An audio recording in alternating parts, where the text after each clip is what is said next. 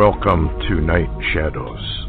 I'm Stuart Best, where the paranormal is normal, where that which you thought you knew, you didn't, and where the future can be known if you know exactly where to look.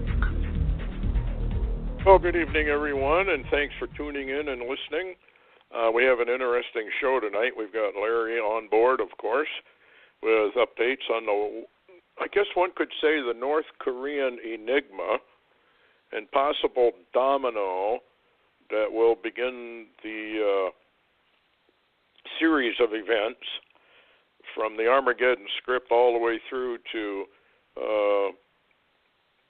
Daniel 8, not Revelation, but Isaiah 17, et cetera, et cetera.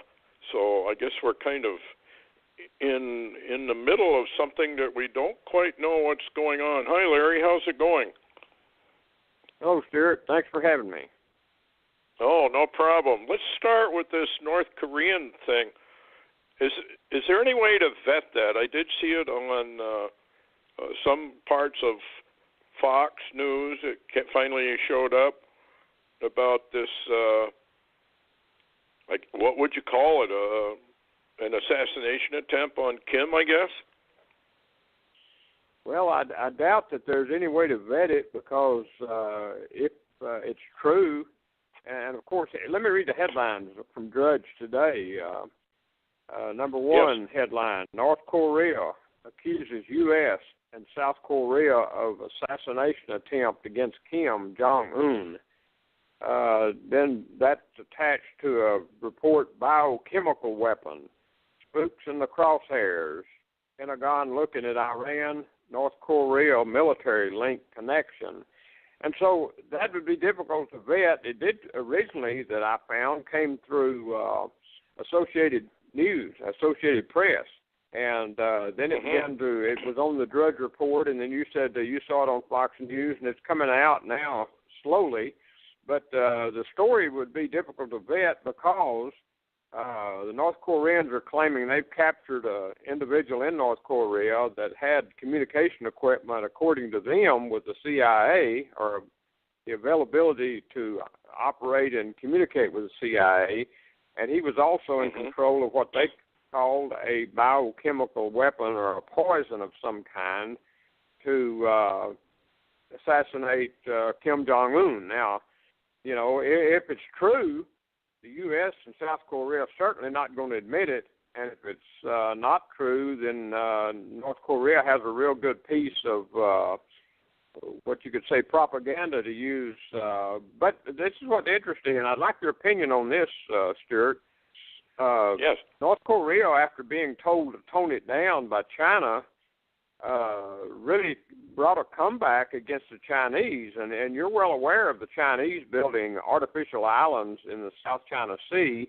Well, at the same time, now a report comes out today that Kim Jong-un has his people building fake islands, if you want to use that terminology, or artificial islands, and apparently moving barges of missile launchers out towards those fake islands. So this is a real weird deal. I did hear some military comment on Fox today that are very, you know, they're using the language of where, you know, some military action appears imminent because they just don't think that Un will back down. I don't know that he knows how to back down, Stuart. What do you think? I don't think he does either. I think, you know, I mean, he's a brat. Pure and simple, he's just a kid. He's a brat kid. And he's always had his own way, I'm sure, and he gets what he wants, wine, women, and song. He can launch missiles. He can go down and watch his cannons bombard mountains. He loves explosions. It seems like he's in love with warfare and killing because he does a lot of it. He could care less about his people, many of which end up in concentration camps, so horrific.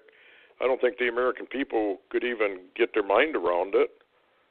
And I'm not saying the guy's insane. I think he's cunning. He's got wolf smart. And those are dangerous people. because he could have made up this whole thing just to stir the pot up. He loves to stir the pot. He loves to make trouble. I'm sure as a police officer, you've had many arrests where the person involved, for whatever reason, just loves to stir up trouble and cause fights. I don't know what the personality is that does that, but that seems to be kind of, from a psychological profile, what we're dealing with.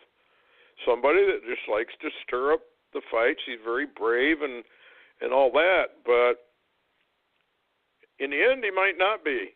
But then again, he may be playing a game. We do have not the bots, but we do have the remote viewers who are very, very emphatic that it will be Kim who is going to launch the first nuclear bomb of this age before World War III begins. It sounds like to me. But, yeah, I guess that's what I would classify him as cunning. He's fox smart. He's diabolically smart. And he's unreadable. And, of course, because he is unreadable, the nations have just kind of let him go, but they can't really let him go too much further. If he gets a nuclear intercontinental ballistic missile, an ICBM with a nuclear head on it, with bigger than Hiroshima or Nagasaki's bombs, the United States would be in trouble. I can't imagine that Trump is going to allow that. What do you think about that? I just can't imagine it. Well, I think, Stuart, that's basically why, some of the talking heads on Fox are really saying that they don't see us coming out of this really very good, other than having to have some kind of military strike, which would really, really, it would just decimate the Korean Peninsula. If Kim unloosed what he has, whether we hit him first or he strikes first. What's interesting, too, Deo had posted a headline, too, that North Korea was testing missiles that were simply designed to thwart that THAAD defense system that we brought over into South Korea. And, and those are missiles that just don't have to go up real high to arc down where a THAAD could take them out. They're just kind of arc over to wherever they strike. And so he's cunning in that way, and of course we do know that North Korea also has unknown quantities of chemical weapons. Not just nukes, but chemical weapons also. Right. And Japan is very vulnerable. Matter of fact, the task force has not only a U.S. carrier fleet, but we've also got Japanese warships and South Korean warships, and also a French and I believe a UK warship escorting supply ships. So, all of this is not going over there just to spend the dollars and come home. This is the kind of thing this reminds you almost of a build-up like World War II. Yes. And, we're at that right time of year. We'll have to get into this 5777 again. I found a very interesting, almost secret code that came out in 2002. You don't really realize what it's telling us until far later. But I think the code is right there, that we are at this kind of pivot year, 5777 and 5778. Which is kind of like, I guess, what Eli Rip and Glaserson and some of those guys are finding. Now, you said there was a new code out by Barry Rothman as well on this situation with Kim. Do you have that in front of you? Yes, I do. And matter of fact, I posted it on today's news flash in case you just want to click over there and see it right quick, and then click on the link under the photograph that I've got, and it'll take you right to the code itself and what Barry says about it if you want to read some of that. But interestingly, this is a Barry Rothman code. It, the time I got it, he said it was still under construction. He did it May the 4th, which was yesterday. It's called the Mother of All Bombs to the Korean DMZ, and we know that means the demilitarized zone, which we've talked about. And I'll read off the the text that he found in the code. Number 1, Mother of Bombs. Number 2, DMZ. Number 3, Korea. Number 4, Moab. Number 5, all who go out to war. Number 6, artillerist. Number 7, cannon. I find that very fascinating, the way that wording is in that code. Artillerist and cannon. Well, that would be what he's got to, that he's aiming at Seoul. Doesn't he have bank Seoul upon Japan. bank upon bank upon bank? Yeah. So that would be kind of a artillery barrage, most likely, that he's talking about for the word cannon. But then that almost sounds like we drop a mother of all bombs, and his response is a artillery response. What do you think? How does he spell it out? What does he think? Well, did you click onto his? Yes. I don't have that in front of me.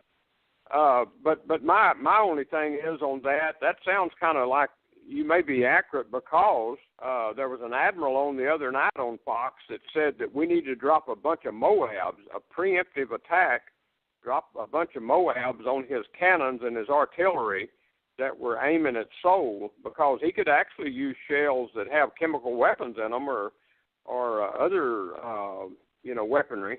But it sounds like almost that you can't tell how to put all these together.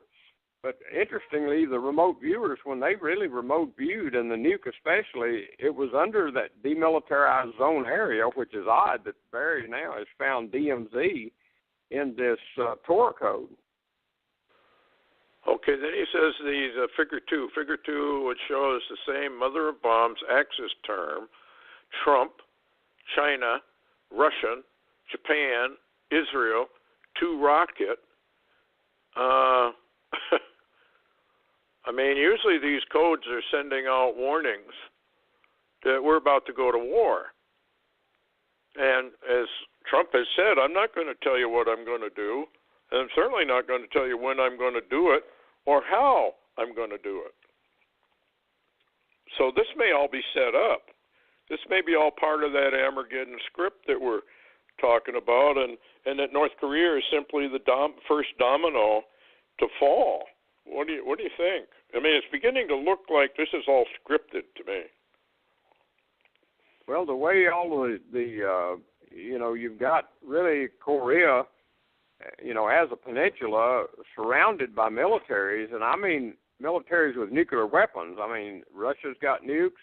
They've got the missiles, right now. China's got nukes. They've got the missiles. You've got the U.S. out there in the same region, and we have availability to all of that. And then you have conventional armies of South Korea and Japan who are involved, because they're basically wondering if they're the victims of an attack. And this could really, I'm fascinated with the term you used. This could be the first domino that begins to fall. I've often watched someone set up dominoes. I've never done it, but people have set up dominoes, and then they just tip one over that begins to hit other dominoes. And it's really kind of fascinating how that works. But this could be the first tip. Well, it does sound like it. It says he's got in yellow on where he shows the code. It says all who go out to war against North Korea will likely depend upon the mother of all bombs to take out the artillery at the DMZ. That's how he's reading it. Well, you can either read it that way, or they make a mistake and the artillery goes off and Seoul becomes past history. They got to be very, very careful how they do this. What's Kim's reaction to this so-called attempt on his life? Has he gone ballistic yet, or is he just typical bellicose remarks? Well, he's actually moving a lot of military around. Of course, North Korea recently fired a missile from a sub, and we find that Iran just the other day fired a missile that was similar to the Korean missiles that are launched from subs, and they fired one. So, like we've talked before, Stuart, they're parallel programs. I mean, they're running this together, and that makes you wonder about the scenario, too. If we get into it with North Korea, will this bring on Daniel 8? Will North Korea being under attack actually, and we don't know whether there's really a compact between the two of defending each other. In other words, if there's a compact and we don't know about it, it could mean that if we attack North Korea, Iran has to strike in different directions. Yes, that's a very good point, because that might be. They both know they're under attack. Basically, they both know that sooner or later they will be probably eliminated. So if we attack North Korea, the cleric in Iran, ancient Persia area, will launch their own attack. So yeah, this could be how that domino effect works. And then we've got this problem in Kosovo developing. We've got the problems in Israel developing. So the Balkans and Israel and Syria, Iran, Turkey, kind of looks like the last of the last days is closing in on us, because Ezekiel 38 and 39 more or less indicates that not only does America go down, the nation of Israel will know that God really is, and they will know that he is their captain, so to speak.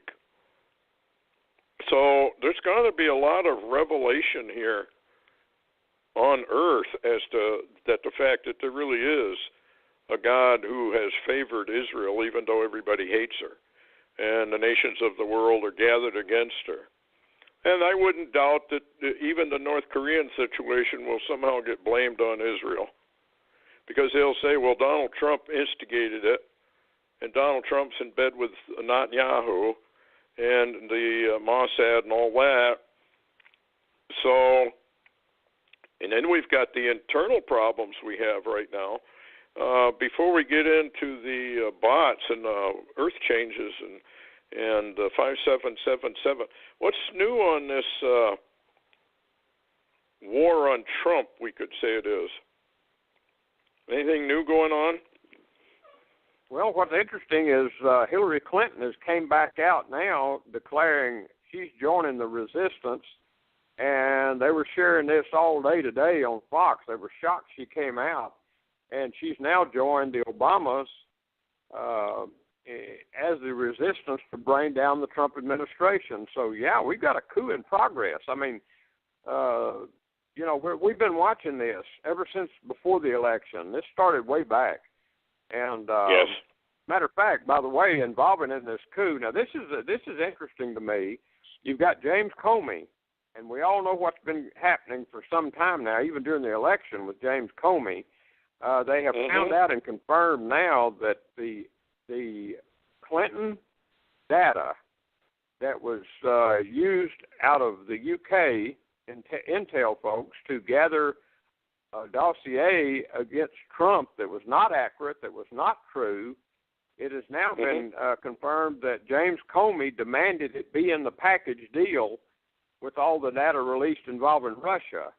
So that's part of the coup. But what I'm wondering, Stuart, and what's kind of a puzzle to me, if we have seen all of this, what you could say is Comey actions that are very telling, and have really revealed his, I guess you could say, what appears to be his innermost loyalty to the Clintons. Yes. What is he still doing in his job? Why is he still there? I'm wondering, where is Trump coming from on draining the swamp, or is he simply going to just leave Washington, D.C., go outside and lock the gate and leave the swamp inside? Well, that's a good point. I'm not sure what he's doing, and I'm a little bit concerned because there was an article that said more or less that instead of draining the swamp, he's incorporating the swamp all around him. In other words, the swamp of, the rich guys and the military rich guys, the the military-industrial complex, are now basically in charge. And he's probably gone, he may have capitulated. Who knows? They may have taken him in the back room and said, look, Donald, this is the way it is. And I know people probably don't believe in Satan, but they soon will. He runs it. And underneath him are his cohorts in human flesh. And so the orders simply go out. So I don't know. I think we're headed for an impeachment for one reason after another that they're going to try and dream up. What's very interesting to me, too, though, is how they bring up the Russian-Trump deal and how the Russians attempted to change the election results, either by propaganda or hacking, which they've never been able to prove. And here's Obama coming up and getting involved in meddling in the French election by discounting Le Pen. Now, what's the difference? If Putin can come on TV and suggest that Trump might be the best way to go so we don't have a war, what's the difference between that and Obama doing what he's doing by meddling in the French election? Exactly. And what's so interesting is this Le Pen, very eloquently answered. The matter of fact, she gave an answer to that basically to the French people last night. She basically told them, and of course, Obama really does enjoy the presence of Angela Merkel from Germany, the one that I don't have to say who she is. But Le Pen very eloquently told the French people last night, she said, okay, French people, she said, if I win, you're going to have a woman as your new leader. But if I don't win, then Angela Merkel will lead France. And basically what she was saying is that it's the rich men, it's the powerful people that's pushing this other program. And so really Le Pen is basically like another Donald Trump in some ways, and offering kind of what Trump did, including a Brexit, which is a different, close to being a Brexit,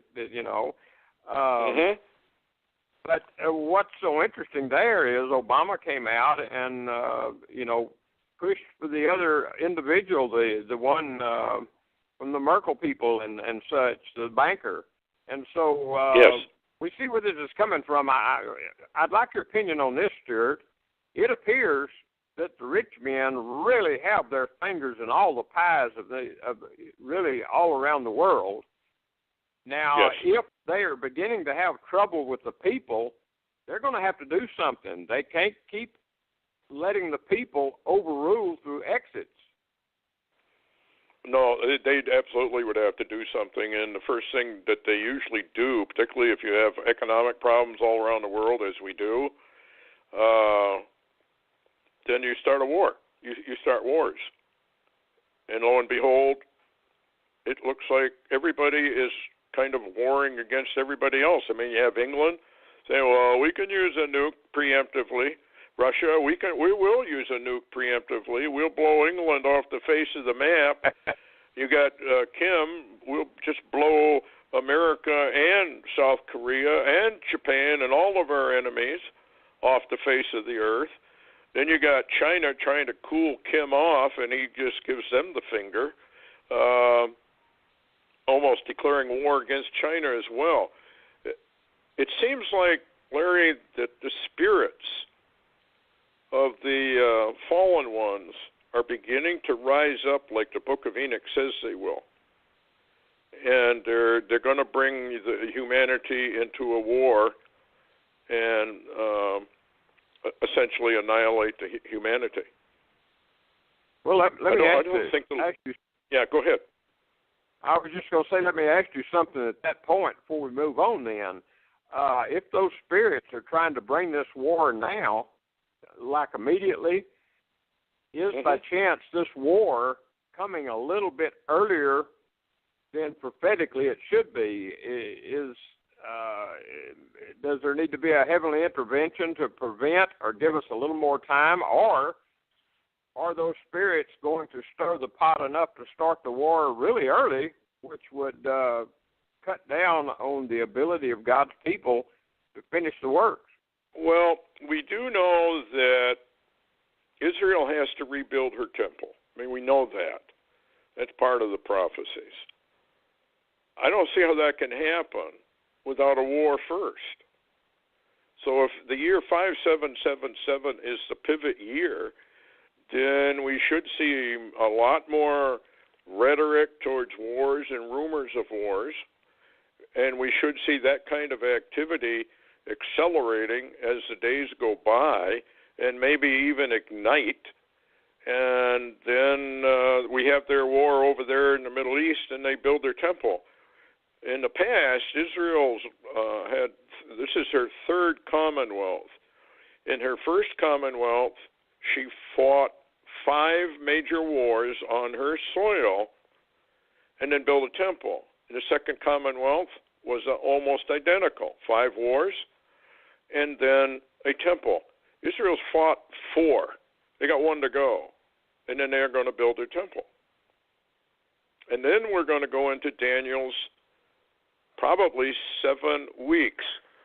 This gets into the timeline, which to me is absolutely fascinating. You may remember that we had the 2 comets on 1996 and 1997 that passed over the star Algol on April 11th in those years. One in 1996, and I think that was Hyakutake, and 1997 was Hale-Bopp.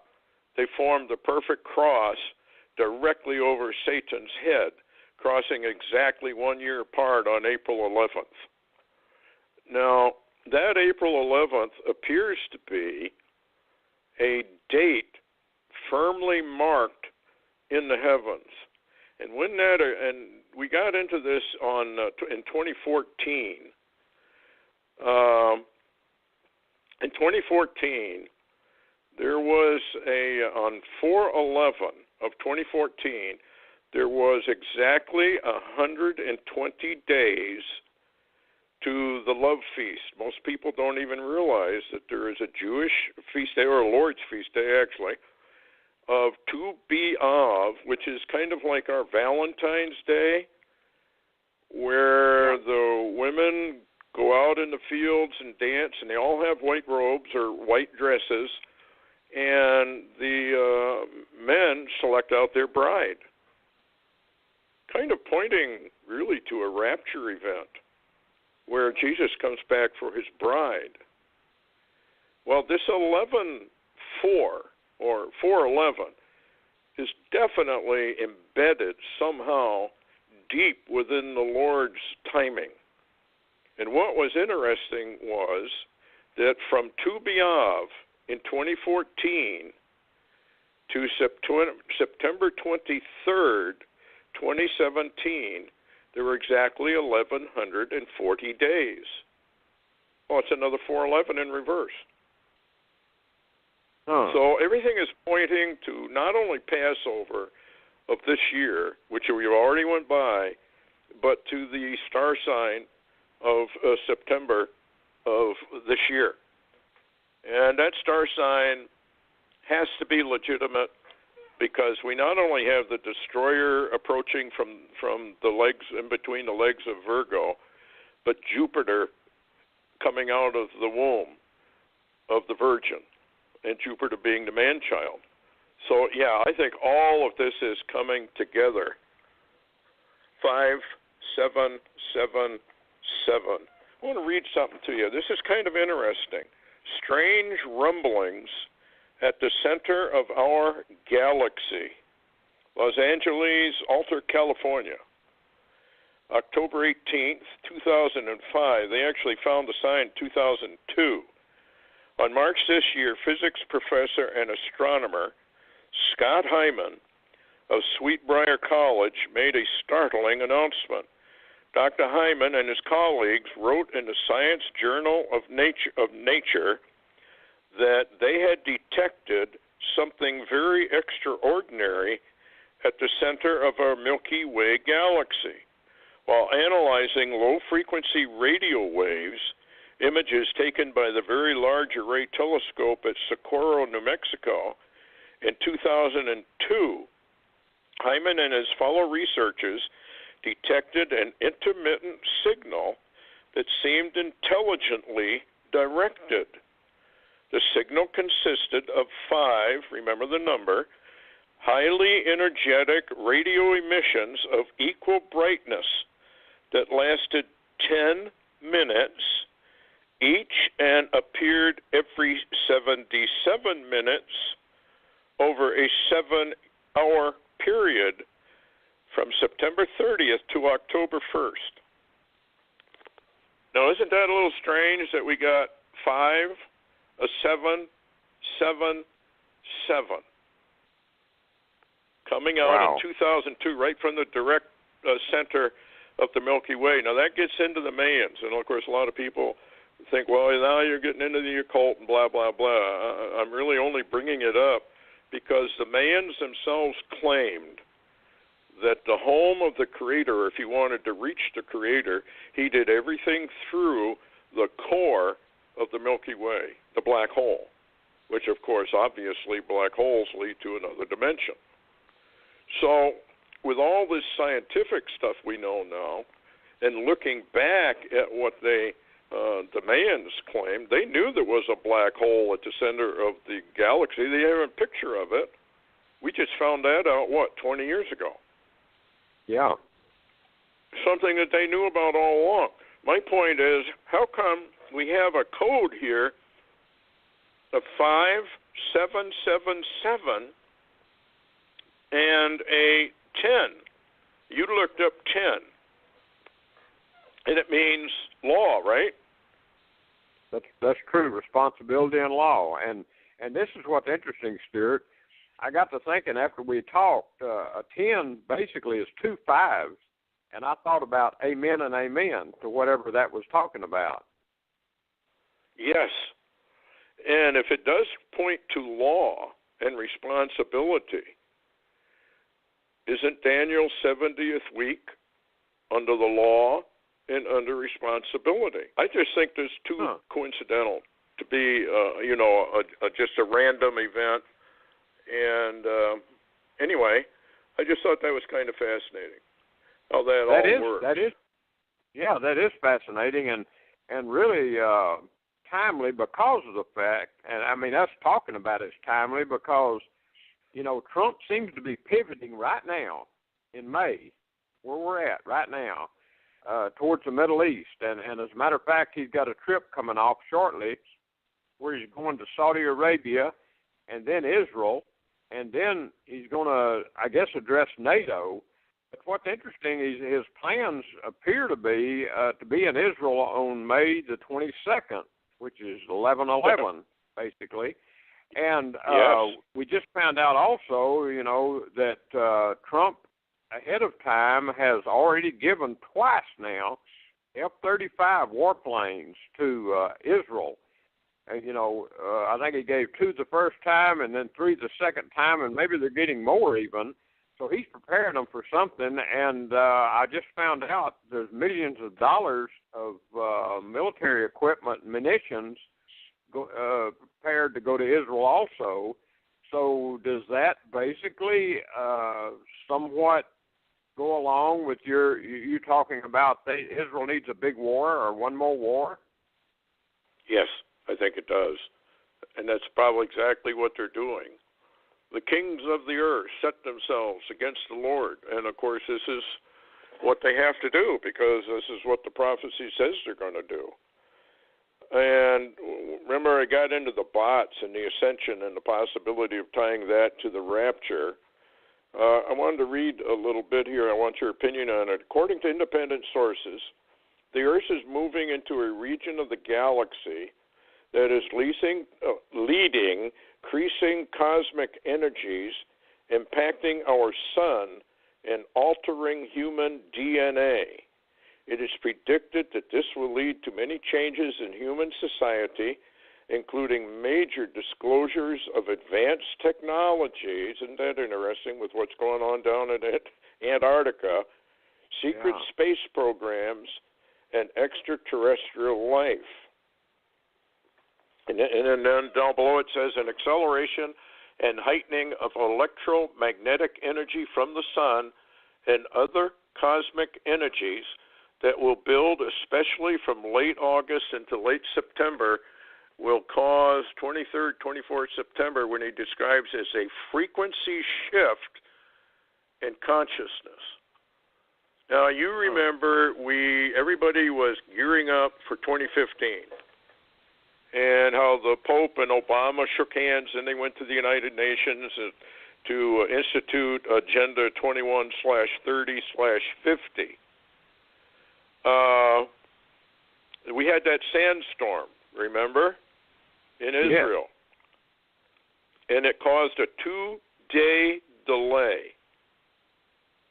I think that was a 2-year delay. That was a 2-year warning of the Lord. I'm in charge here. You're messed up on your calendar, and it's going to be a 2-day delay. And that is why 5777 is the year, probably for the start. They all thought it was going to actually start in 2015. They spent billions, if not trillions, in movies and TV and everything else, pointing to this 9/23/2015. And the only thing that happened was Obama and the Pope shook hands on that date. But I just got a feeling that the Lord said, well, I don't care if you shake hands or not. It's 2 years from now. So do you think that's possible? Well, it could be, actually. And as a matter of fact, there appears to be the Pope's wanting a audience, I guess, with Donald Trump. I mean, I've been hearing some reports in the background about that. You know, nothing big happens without the Pope usually talking to the American president one time or the other. So, you know, up till now, there hadn't been any, confab between them. But apparently the Pope now is wanting to talk to him.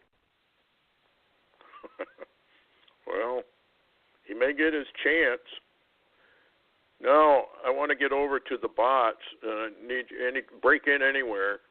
Since the beginning of data mining efforts, the data has consistently held new growth, coming in to a set labeled sun disease. Initially, the interpretation was that the sun would become diseased to the point that it would affect life here in the solar system. Over the years, the data supporting the sun disease has filled out, presenting a view of humans being afflicted with a mental disease due to the sun disease. The descriptors of the symptoms of the sun disease as it affects humans has now grown. These include standing and drooling.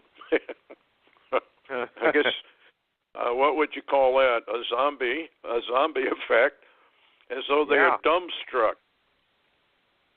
There are descriptions of, this is the important one, of a larger aggregated effect, including what is described as jitteriness, an uptick in anxiety, frenetic, and other language pointing out humans on the edge. The whole of the human driven mad, or at least very irritated by solar disease sets, had near continuous growth in past years. These data sets are describing a new, as far as we know, phenomenon that has been trying to express as sun disease effects on humanity. The new data of this processing has forecast that this spring is the point where activities relative to sun disease, in other words, they're going to begin, I guess. Well, you know people are on the edge. Anyway, that's kind of interesting. Then he goes into the earth changes. Interrupt anywhere you want. Rain. Well, I was just going to make a comment there that you remember Stan Deyo years ago was warning of changes in the sun that was going to affect us with all kind of things. In other words, he was years ago talking about changes in plant life and sea life, and he talked about changes of frequencies, new frequencies, radiations, new radiations. I mean, all kind of stuff, how the sun was going to affect the earth, including possible fuel change. So that just goes along with what the bots talk about a little bit. I'm fascinated with, you remember we've had drills, even military drills recently, where they talk about zombies, and that's so, yes. It seems so far out, maybe not so much. Well, I think if this thing goes through, that gets back to the galactic superwave and its effects. Now, remember last week or last Wednesday, when was it? Yeah, Wednesday, we talked about the ascension that Cliff High was talking about and how that related possibly over to the rapture, and he said, don't take it lightly because this thing could be very real. At the end of it, he says, not that this is in any way a temporal marker for ascension, splitting of the timeline or Earth, or rising or falling densities, but it is a temporal marker for significant changes in humanity's future direction, just as we humans have always reacted to incoming ice ages with increased activity, so it is again starting to manifest, as is easily seen over these past few years. Much of this increased activity will not be pleasant, as humans blindly react to the energies affecting their minds and bodies, and as those energies are coincident with large-scale changes in the local Earth environment. Humanity will not be able to determine if our sun has ever been in this region of the interstellar media in the past, and in general, humanity will be oblivious to being in it now. Most humans will simply experience, live in, and react to those unknown energies from space without thinking about them. So this is kind of interesting that they're all saying about the same thing, that there is coming a major change in human affairs. Now, the New Age claims it leads to a whole new consciousness. The Bible, I think, calls it the strong delusion. But like the bots said, there will be a disappearance of a large number of people from off the planet, which is kind of like what the rapture says, don't you think? That's really interesting data. I mean, no doubt about it. It does make you think, though, because we are aware. I don't know if Cliff High is aware of the galactic wave and all of these other waves that have been coming at us and radiation, et cetera, et cetera. And we don't really know what that's going to do, but we do know that it seems to cause a paradigm shift of some kind. And from some of the people that have studied this, they even expect a change even in, like, time, some kind of change even in time. And this is really, really, we're talking about over-the-edge kind of stuff. Well, as much as science will tell you if they're honest, they don't know what time is, and they don't know what space is. And the two, of course, work together. But speaking about Earth changes, this is what they got to say, and I know you can relate to it. Rain, more rain. And rain where there has not been rain, and then some more rain. The data sets have this described as a rain train, in the sense of cargo cars of rain being repeatedly dumped on our heads. The way that flooding has dominated the weather reports in the past years, it was this replaced by winds. We now have a new rising descriptor set for rain and rain trains as being the primary supporting set for Terra entity over the rest of this year and into 2018.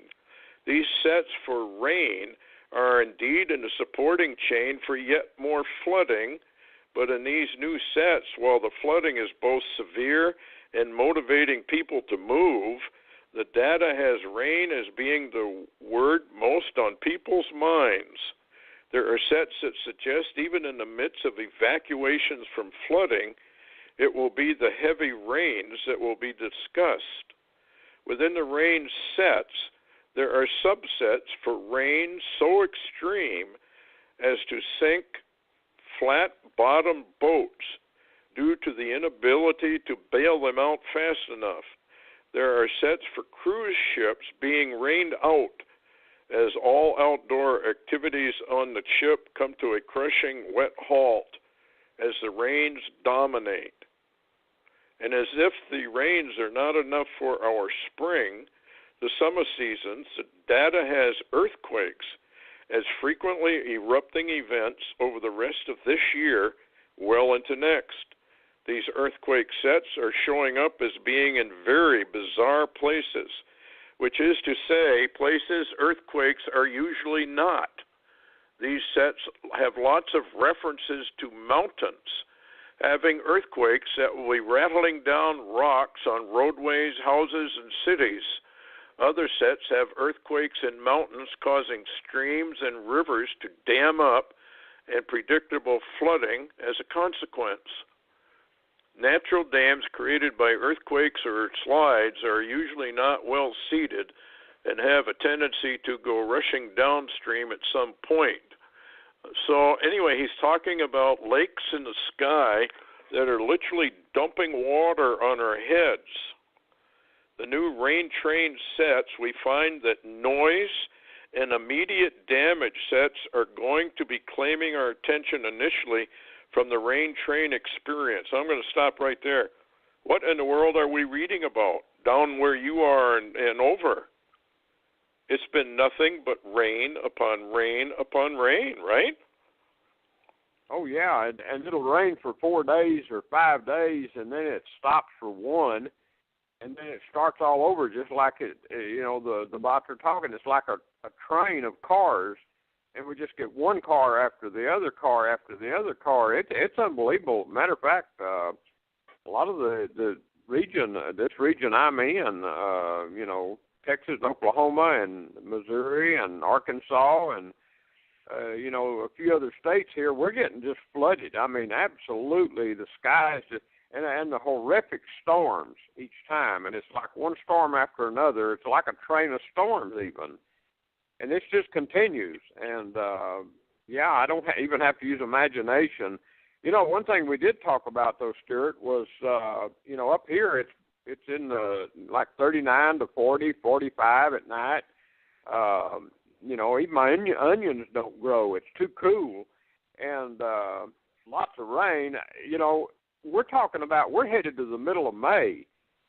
And I don't see where we're going to actually get planting done to even have a crop, much less the harvest. And you say the same thing is happening in your area. Yeah, they're way behind up here. It looks like your people down there are probably out of it already. What's happening up here is that some of them have planted. A lot of them are holding off still. And we'd probably be in the 60% range of everybody has their crops in. It's about 12 to 13% here, according to the ag department. So, yeah, there's something going on. Read this one. Record snow all through next summer. Yes, record snow for summer in the northern hemisphere. And then in the longer-term data, record snow and new glaciers forming for the summer of southern hemisphere, 2018. Then he goes on to say, volcanoes back in the news. More eruptions are forecast for these next years. However, the first language about volcanoes will also evolve yet more rain. Only this will be dirty rain that will have lots of volcanic ash in the mix. These sets have the wet ash being near to concrete when it dries. And then he talks about diasporas due to the volcanoes, whole towns to be evacuated. Other population centers is indicated to be covered in night, like, the blackness of a volcanic cloud, during days of volcanic eruption. Lots of ash, infrastructure damage, as the volcano is forecast as having spitting fits, in which hard particles will be explosively expelled. They will cause fires, damage electrical systems, etc., etc. Both record summer snows and record winter snows, as well as volcanoes, are showing up as being a dominant theme across the northern hemisphere over the remainder of 2017 and beyond. What does that do to your crops? We were just talking about how they can't get in the fields. You won't have any. So we have minimal harvest, and that brings us to Joseph, the 2 years of minimal harvest and 5 years of no harvest at all. Mm-hmm. And the proof that we are now about to enter into Daniel's 70th week are building, I think.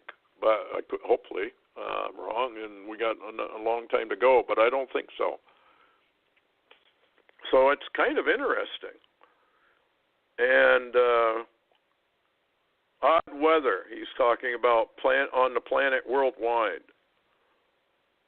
And the impacts are described as severe and life-changing for anyone that lives under these rivers of rain. So there you got it. I mean, this is and he does talk about crop damage. And you and I have talked about stealth famine for how long now?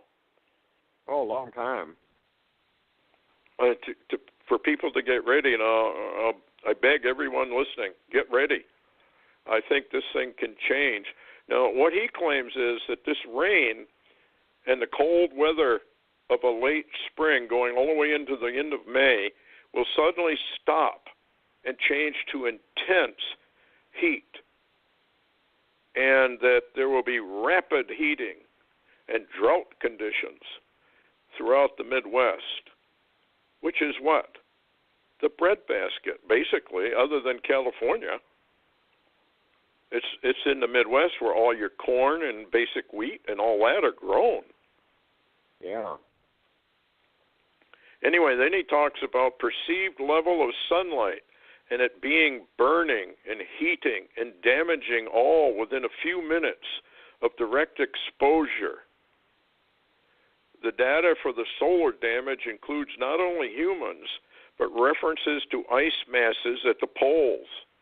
The data sets have the South Pole calving and large ice masses only to be upstaged by the clustering of a large number of icebergs across the northern seas. The data sets have the Atlantic Ocean being very difficult for passages, with many reports and videos coming out over the summer, as well as the next 2 years of icebergs forming continents in large numbers. Isn't that interesting? So this whole thing is not good, I guess.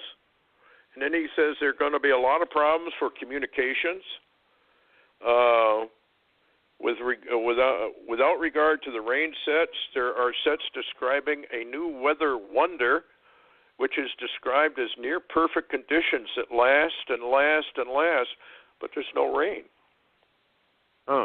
Slow drought, and everything dries up. Now that relates right back to the prophecies against Babylon the Great, that are rivers and streams and everything dry up. So this is fascinating. What's your take?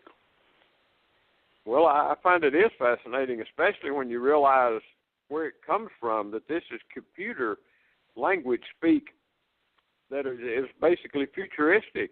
And, and what's so interesting, Stuart, you and I followed the bots for quite some time, and we've also followed the phenomenon called the Torah codes or Bible codes for a long time. And, yes. From what I've seen, they seem to harmonize to some degree. They're getting closer and closer all the time. And it's getting closer and closer all the time to Native American prophecies. And, of course, the Lord said he would pour out his dreams and his visions upon all flesh. So that includes the godly, the ungodly, everybody.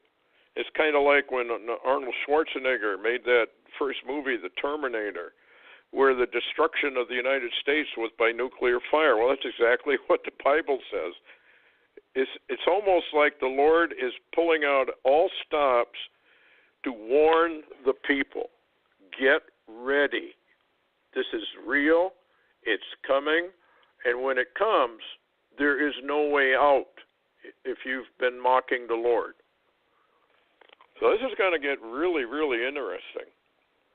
And, the bots are talking about shifting populations because of the weather and drought and new lands rising up out of the oceans. And this is kind of like what the Bible talks about. Any other comments before we close down? Yeah, I was just going to mention that Thomas Horn with Skywatch TV has a new book coming out now called Unearthing the Lost World of the Cloud Eaters, in which he claims there's compelling evidence of the incursions of the giants and the extraordinary technology that is involved with them and an imminent return. And that goes right along with Stan Deyo's last few years. He's claimed an imminent return or an arrival, of the same thing. Yes. So we're getting there. Well, if there was an arrival, we know that it's fallen angels that are arriving. They would certainly set loose their brethren if they're still chained up. And Lord knows what else they would unchain. Getting back to the bots just for a second, foods, there are several differing food crops, everything from commercial grains to private fruit that are forecast to have a significant problem going forward into this next season shift. This is to say that the summer northern hemisphere is going to be rough in the sense of bad weather, major crop losses that will reach levels forecast to affect regional employment. So there you go, folks. Not telling you to believe it, but the indications are that this really is real, really true. And all you got to do really is look around and see the bizarre weather. Now, you've got no planting down there. We've got minimal planting here. So if they don't get it in soon, they're not going to be able to grow it. And then all you got to have is a polar vortex early, like in September, and freeze everything, and then it's gone. And we have, 3 days of storage for food for the population? We used to have 7 years. Yeah, they changed that. But, also, Stuart, if you have a war, a world war, or catastrophic activity around the world, a lot of what we get from overseas foodstuffs will not be able to make it either. Yeah, exactly. And if we have an EMP attack, it's over for everybody anyway. We are so dependent upon the electrical grid. And once again, I advise everyone, turn your power off for 3 days. Get out your notebook and and write down notes about everything you cannot do. It's an eye opener, and it'll really educate you very rapidly as to what you need to do to get through. And they say if we have an EMP attack, either solar or North Korea or whoever does it, might be our own Illuminati, we're done. We're toast. And that's about it. Any last comment? We got 20 seconds. Yeah, read a book about EMP attacks. I've read 2 recently, Searching for Atlantis and Digital Winter, and they're scary. Okay. Well, thanks a lot, Larry. Thanks for listening, everybody, and we'll see you next week. Night.